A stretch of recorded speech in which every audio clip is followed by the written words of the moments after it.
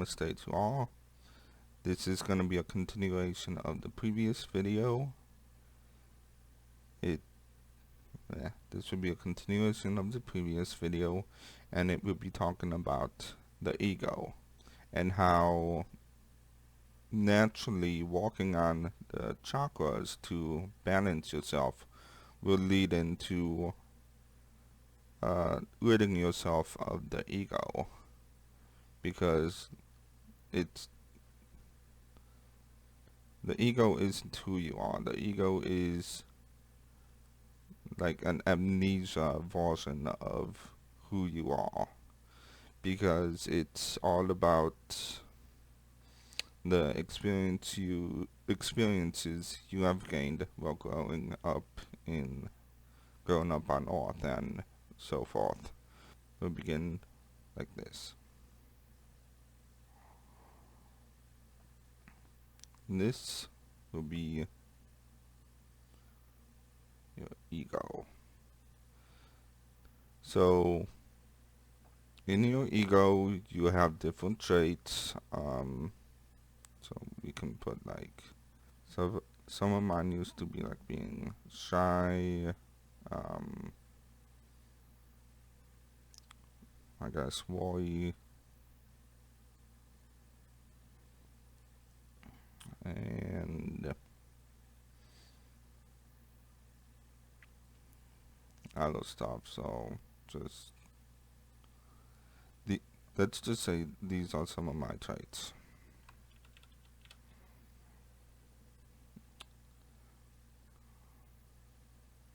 So these are some of my traits. It's just an example of how if you want to go and like start balancing your chakras and doing like the inner walk and stuff to not get rid of your ego, but it comes naturally as you are balancing your chakras. Because like, let's say you are very fearful of things, then you would want to balance your root chakra.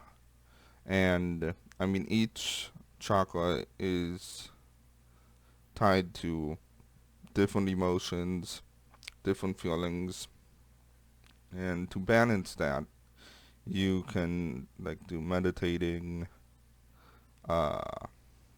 eat like red food for the root, mainly fruits and vegetables, not like meat, because meat is a lower vibrational food. It doesn't have it's like pre-digested light, and you want fresh food.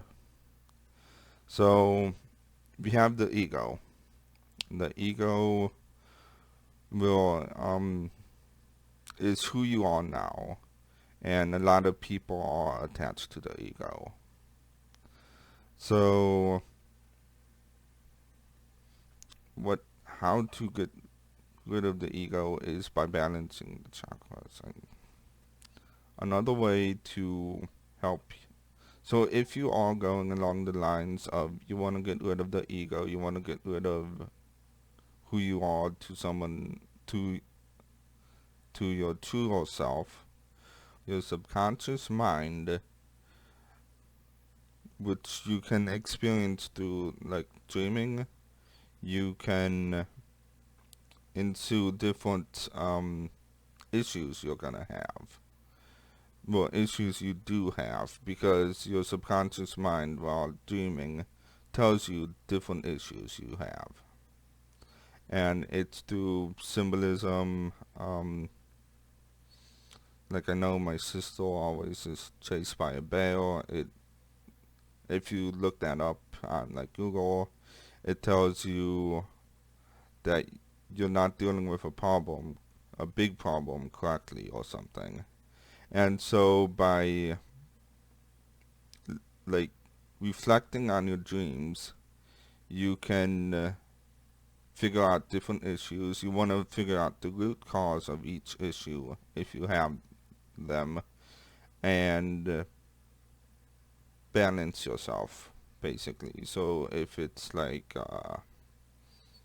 if you like have an addiction to smoking or something, you can walk on the solar plexus over here, or the sacral. Oh, no, I think it's only the solar plexus.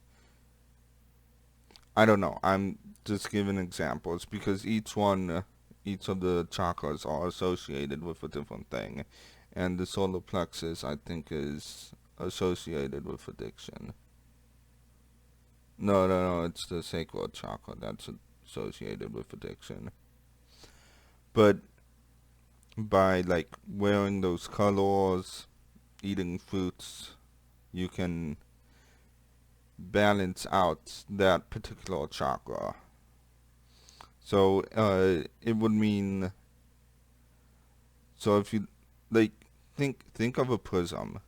A prism reflects light, and because we are all light, we are reflecting the light like the chakras.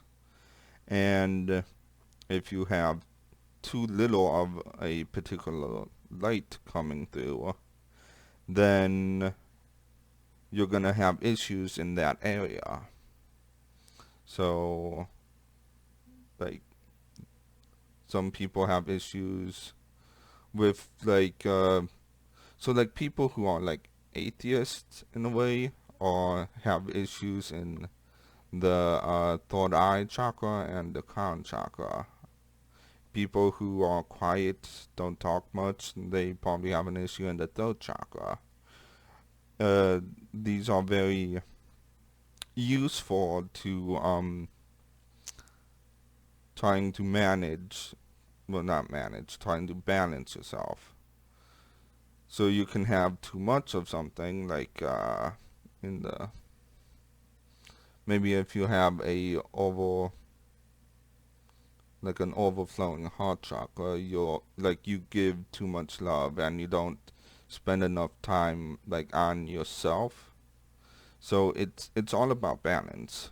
And the more you balance yourself, the more you get away from the ego and are closer to your true self.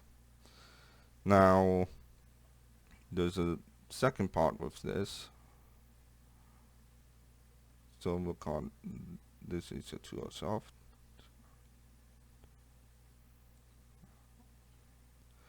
So to like so once you begin balancing your chakras, you're gonna start noticing, well, you should already know a lot of your like innate talents and traits. So like I'm very creative, very visual and stuff. So those would go in here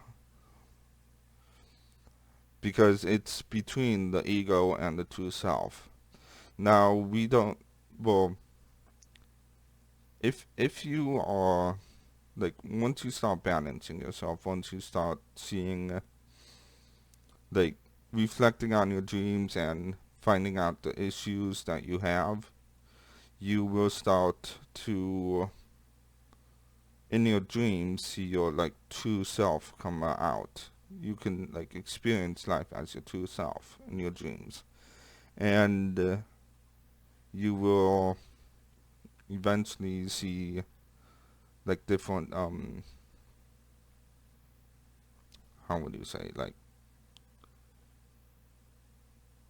you see the traits of who your true self is by in your dreams.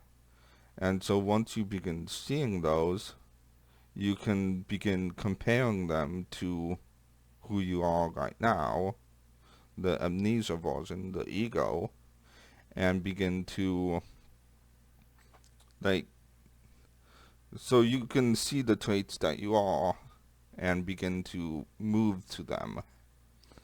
And so while balancing the chakras, you move to these different traits because that's who you truly are. It's like a natural process. It's not some jarring thing that's gonna like make you turn away from becoming who you truly are.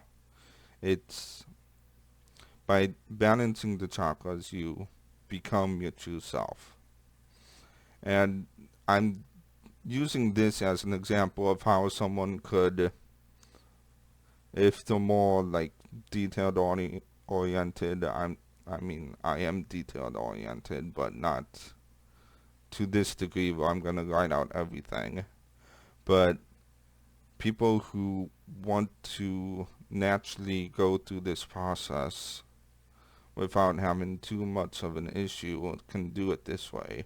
I know in the like Buddhist well, I don't want to call them religions, they're just thinking processes, because religion divides us. So through the Buddhist thinking process, become the true self, you need to let go of everything. Well, this is the medium, the stuff you don't need to let go of.